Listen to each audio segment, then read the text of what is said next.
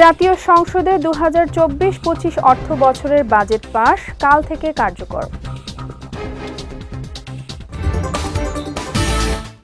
খালেদা জিয়ার অসুস্থতা নিয়ে জনগণকে বিভ্রান্ত করছে বিএনপি, অভিযোগ ওবায়দুল কাদেরের। এবং সারা দেশে এইচএসসি ও সমমান পরীক্ষার শুরু, অংশ নিয়েছে 14.5 লাখ শিক্ষার্থী।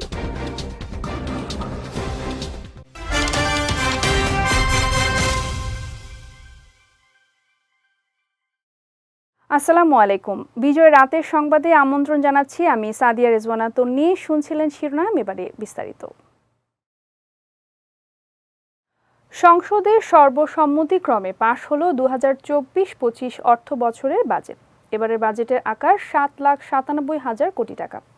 আজ জাতীয় সংসদে এই বাজেট পাশ হয়, যা আগামীকাল থেকে কার্যকর হবে। বাজেটের রাজস্ব আয়ের লক্ষ্যমাত্রা ধরা হয়েছে 5,41,000 কোটি টাকা। বাকি 2,56,000 কোটি টাকা ঋণ নেওয়া হবে। এছাড়া 2,65,000 কোটি টাকার বার্ষিক উন্নয়ন কর্মসূচি রয়েছে। গত 6 জুন দেশের ইতিহাসে সবচেয়ে বড় বাজেট পেশ করেন অর্থমন্ত্রী আবুল হাসান মাহমুদ আলী। বাজেট অধিবেশনে অংশ নিয়ে সংসদ সদস্যরা কালো টাকা সাদা করার বিধান, সরকারি কর্মচারীদের দুর্নীতির বিষয়ে সমালোচনা করেন। বিরোধী দলের পক্ষ থেকে অর্থনৈতিক ব্যবস্থাপনায় গুরুত্ব না দেওয়ার অভিযোগ তোলা হয়। পররাষ্ট্রমন্ত্রী ডক্টর হাসান মাহমুদ বলেছেন, এবারের বাজেট বাস্তবায়নে বিদেশি নির্ভরতা কমিয়ে আনা হয়েছে, তবে কিছু কিছু ক্ষেত্রে দেশের স্বার্থে বিদেশি ঋণ নিতে হচ্ছে। আজ বাজেট পাশের পর জাতীয় সংসদ লবিতে এক প্রতিক্রিয়ায় সাংবাদিকদের এসব কথা বলেন তিনি। এ সময় মন্ত্রী বলেন, পৃথিবীর অনেক দেশেই অফশোর অ্যাকাউন্টে টাকা রাখার পদ্ধতি রয়েছে, বাংলাদেশেও সেটা শুরু করতে চাচ্ছে।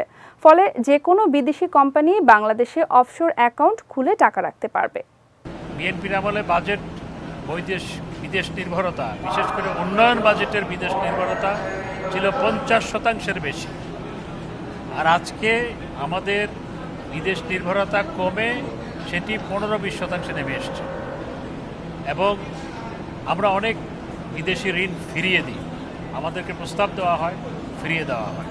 বিশ্বব্যাংককে আমরা ফিরিয়ে দিয়েছি, আরও বিভিন্ন ক্ষেত্রে আমরা বিদেশি ঋণ ফিরিয়ে দিয়েছি, আমাদের পছন্দ না হলে আমরা ফিরিয়ে দিই। এবং কিছু বিদেশি ঋণ নিতে হয় দেশের অর্থনীতির স্বার্থে, সামগ্রিক অর্থনীতির স্বার্থে, বৈশ্বিক অর্থনীতির স্বার্থে। এবং আমরা যাদের কাছ থেকে নিই সেখানে আমরা মেম্বার, আমরা ওয়ার্ল্ড ব্যাংকের আমরা মেম্বার, আমরা partner, we are partner country. আমরা এডিবিতে উই আর পার্টনার কান্ট্রি। এবং আমাদের জন্য এই ওয়ার্ল্ড ব্যাংক, এডিবি, ইসলামী ব্যাংক সহ সব জায়গায় আমাদের দেশের জন্য বরাদ্দ থাকে। সেই বরাদ্দটা যদি আমরা না নিই তাহলে সেটা ল্যাপস হয়ে যায়। সুতরাং এই জন্যই এটা নিতেও হয়। কিন্তু আমাদের বিদেশ নির্ভরতা মাননীয় প্রধানমন্ত্রী অনেক কমিয়ে এনেছেন, এবং কমিয়ে এখন আমরা সেই সক্ষমতা অর্জন করেছি, আমরা বিদেশি ঋণ ফেরত দেওয়ার, অর্থাৎ না নেওয়া, নিব না বলার সেই সক্ষমতা আমরা অর্জন করেছি। বিএনপি চেয়ারপারসন বেগম খালেদা জিয়ার অসুস্থতা নিয়ে মিথ্যা তথ্য দিয়ে দলটির নেতারা জনগণকে বিভ্রান্ত করছে বলে অভিযোগ করেছেন আওয়ামী লীগের সাধারণ সম্পাদক ওবায়দুল কাদের। আজ গণমাধ্যমে পাঠানো এক বিবৃতিতে তিনি এই অভিযোগ করেন। বিবৃতিতে আওয়ামী লীগের সাধারণ সম্পাদক বলেন, আন্দোলনের নামে বিএনপির বিভিন্ন রাজনৈতিক কর্মসূচি জনগণ বারবার প্রত্যাখ্যান করেছে এবং বিএনপি আজ একটি ব্যর্থ রাজনৈতিক দলে পরিণত হয়েছে। এখন তাদের তথাকথিত আন্দোলনের বিষয় দুর্নীতির দায়ে সাজাপ্রাপ্ত অসুস্থ নেত্রী বেগম খালেদা জিয়া। এ সময় অতীতের মতো আন্দোলনের নামে যে কোনো সন্ত্রাস ও নৈরাজ্য সৃষ্টির ষড়যন্ত্র আওয়ামী লীগের নেতাকর্মীরা ঐক্যবদ্ধভাবে প্রতিহত করবে বলেও জানান তিনি। সারা দেশে শুরু হয়েছে 2024 সালের এইচএসসি ও সমমানের পরীক্ষা। সকাল 10টা থেকে শুরু হওয়া এই পরীক্ষায় এবছর অংশ নিয়েছে 14,50,790 জন পরীক্ষার্থী। রুটিন অনুযায়ী এদিন বাংলা প্রথম পত্র পরীক্ষা দেয় পরীক্ষার্থীরা। এদিকে বন্যার কারণে সিলেট শিক্ষা বোর্ড, মাদ্রাসা শিক্ষা বোর্ড ও বাংলাদেশ কারিগরি শিক্ষা বোর্ডের পরীক্ষা 8 জুলাই পর্যন্ত স্থগিত রয়েছে। এইসব বোর্ডে আগামী 9 জুলাই থেকে অনুষ্ঠিতব্য পরীক্ষাগুলো যথারীতি চলবে বলে জানিয়েছে শিক্ষা মন্ত্রণালয়। বিকেলে আন্তর্জাতিক মাতৃভাষা ইনস্টিটিউটে এক সংবাদ সম্মেলনে শিক্ষামন্ত্রী মহিবুল হাসান চৌধুরী বলেন, বৃষ্টির কারণে কিছু কিছু কেন্দ্রে পৌঁছাতে শিক্ষার্থীদের ভোগান্তি হয়েছে, তবে দেরিতে পৌঁছানো শিক্ষার্থীদের পুরো সময় পরীক্ষা দেওয়ার সুযোগ দেওয়া হয়েছে। সময়ের যে চ্যালেঞ্জটা সেটা হচ্ছে যে এটা যত সকালের নির্ধারিত সময়ে পরীক্ষা না হলে সেটা যখন দুপুরের দিকে গড়িয়ে যায় তখন জোহরের নামাজের একটা সময়ের একটা বিষয় সেখানে একটা আলোচনা আছে যে জোহরের নামাজের সময়টা সে তার মধ্যে পড়ে যায় এবং কিছু কিছু জায়গায় আমাদের 2 বেলাও পরীক্ষা হয়।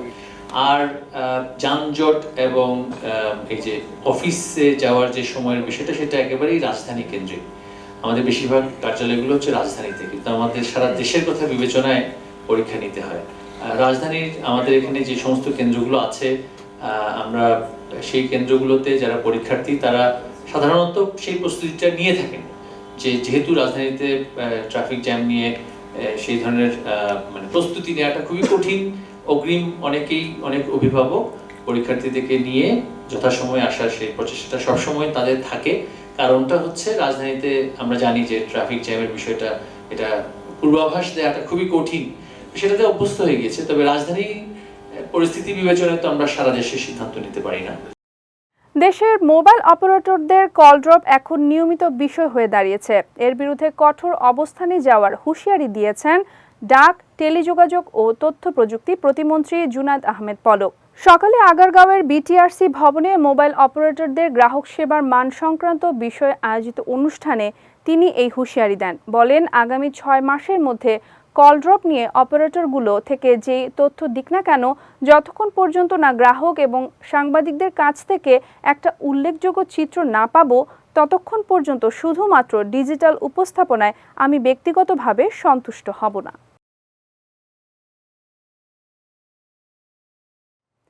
দুর্নীতির বিরুদ্ধে কঠোর অবস্থান নিতে প্রধানমন্ত্রী শেখ হাসিনার প্রতি আহ্বান জানিয়েছেন বাংলাদেশ কল্যাণ পার্টির চেয়ারম্যান অবসরপ্রাপ্ত মেজর জেনারেল সংসদ সদস্য সৈয়দ মোহাম্মদ ইব্রাহিম। গতকাল রাজধানী ডিপ্লোমা ইঞ্জিনিয়ার্স ইনস্টিটিউশনে কল্যাণ পার্টির বিশেষ কাউন্সিলে এই আহ্বান জানান তিনি। বলেন, সরকারের সমালোচনার একটা বড় জায়গা হলো দুর্নীতি। তাই শুধু দুর্নীতি নয়, দ্রব্যমূল্য নিয়ন্ত্রণ, অর্থ পাচার রোধ ও মাদকের বিরুদ্ধে সরকারের সব পদক্ষেপে কল্যাণ পার্টি সঙ্গে থাকবে। সরকারি ঘরানার সঙ্গে জড়িত সরকারের সুপরিচিত মহল টাকা পাচার, চোরাকারবারিতে জড়িত। সংসদে বক্তব্য দিয়েছেন মাননীয় মন্ত্রীগণ, সংসদে বক্তব্য দিয়েছেন মাননীয় সংসদ সদস্যগণ, অকপটে বলেছেন যে মাননীয় প্রধানমন্ত্রী আপনি শক্ত হাতে লেগে দমন করুন, আমরা আপনার সাথে আছি। আমরা কল্যাণ পার্টির পক্ষ থেকে বলতে চাই, দুর্নীতি দমনে, অর্থ পাচার রোধে, মূল্যস্ফীতি রোধে, দ্রব্যমূল্যের বৃদ্ধি রোধে আমরা আপনার সাথে আছি। আমাদের শক্তি সীমিত, আমাদের কণ্ঠ সীমিত নয়। এবারে জেলা সংবাদ।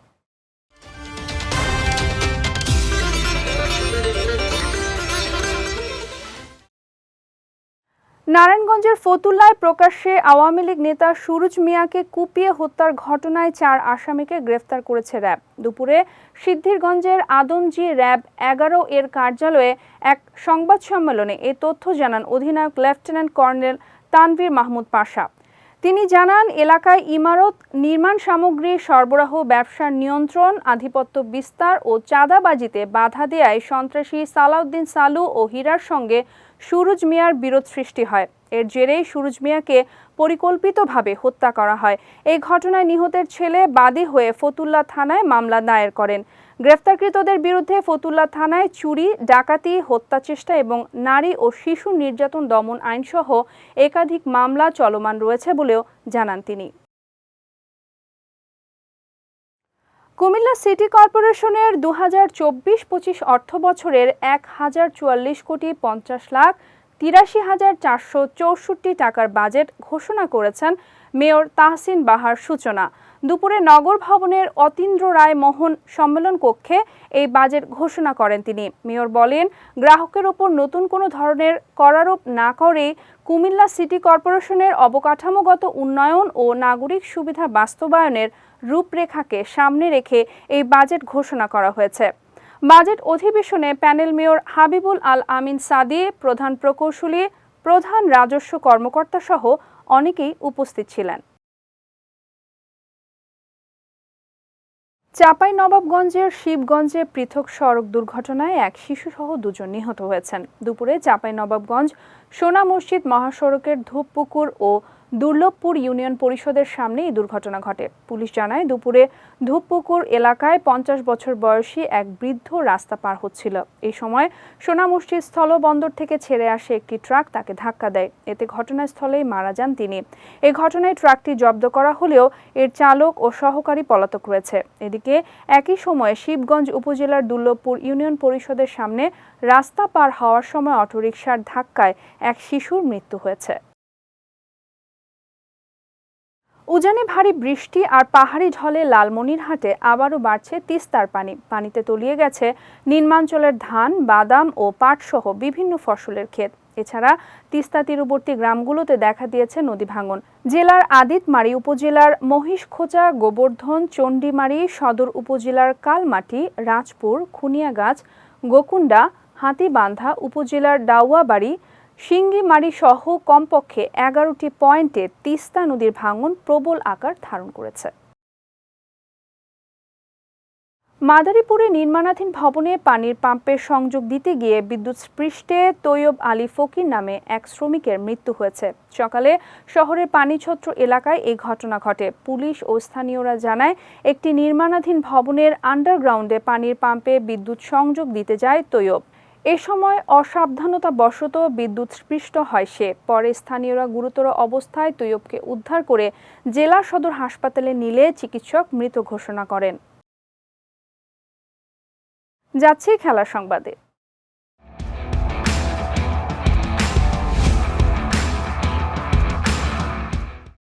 পর্দা নেমেছে নবম আইসিসি টি20 বিশ্বকাপের। 29 দিনের এই মেগা ইভেন্টের শেষ হাসি হেসেছে ভারত। অনেক দলগত ও ব্যক্তিগত রেকর্ডের পসরা সাজিয়ে বসেছিল এবারের আসর, তবে ছিল না কোনো শতক। 2009 সালের পর এটি দ্বিতীয় টি20 বিশ্বকাপের আসর, সেখানে কোনো ব্যাটার 3 অঙ্কের ঘরে পৌঁছতে পারেনি। এবারের আসরে 90-এর ঘরে নিজের ব্যক্তিগত ইনিংসকে নিয়ে যেতে পেরেছেন মাত্র 3 জন ব্যাটার। এর মধ্যে রয়েছে নিকোলাস পুরানের 98, রোহিত শর্মার 92 এবং অ্যারন জোন্সের অপরাজিত 94 রানের ইনিংস। এছাড়া আর কোনো ব্যাটারই নিজেদের ইনিংস 90-এর ঘরে নিয়ে যেতে পারেননি। উয়েফা ইউরোপিয়ান চ্যাম্পিয়নশিপে গ্রুপ পর্বের শেষ ম্যাচে জর্জিয়ার বিপক্ষে পর্তুগালের হার নিয়ে বিস্তর আলোচনা সমালোচনা হয়েছে। এবার রাউন্ড অফ 16 মিশনে পর্তুগালের মুখোমুখি স্লোভেনিয়া। আগের ম্যাচের সমালোচনার জবাব দিতে তাই মরিয়া রোনালদো ফের্নান্দেজরা। আগামীকাল দিবাগত রাতে ফ্র্যাঙ্কফুর্টে শেষ 16 লড়াইয়ে স্লোভেনিয়ার মুখোমুখি হবে পর্তুগাল। এদিকে গত মার্চে পর্তুগালকে হারানোর দারুণ অভিজ্ঞতা রয়েছে স্লোভেনিয়ার। সেই ম্যাচই অনুপ্রেরণার উৎস হয়ে থাকবে তাদের জন্য। 2-0 গোলে জিতে পর্তুগিজদের টানা 12 ম্যাচের জয়যাত্রা থামিয়ে দিয়েছিল স্লোভেনিয়া। সব মিলিয়ে উত্তেজনাপূর্ণ একটি ম্যাচের অপেক্ষায় উয়েফা সহ ফুটবল ভক্তরা। বিজয় রাতের সংবাদ শেষ করার আগে শিরোনামগুলো দেখে নিচ্ছি আরও একবার।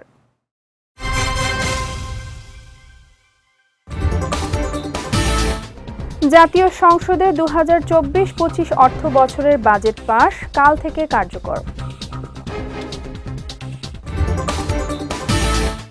খালেদা জিয়ার অসুস্থতা নিয়ে জনগণকে বিভ্রান্ত করছে বিএনপি, অভিযোগ ওবায়দুল কাদেরের। এবং সারা দেশে এইচএসসি ও সমমান পরীক্ষার শুরু, অংশ নিয়েছে 14.5 লাখ শিক্ষার্থী।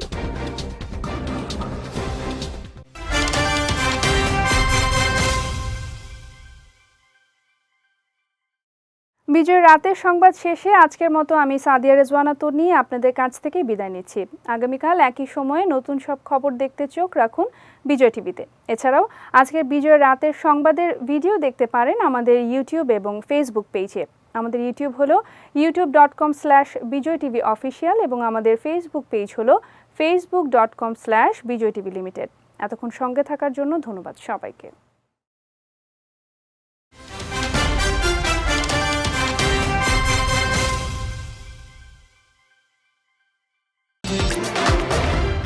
বিজয় টিভি, অনির্বাণ বাংলা।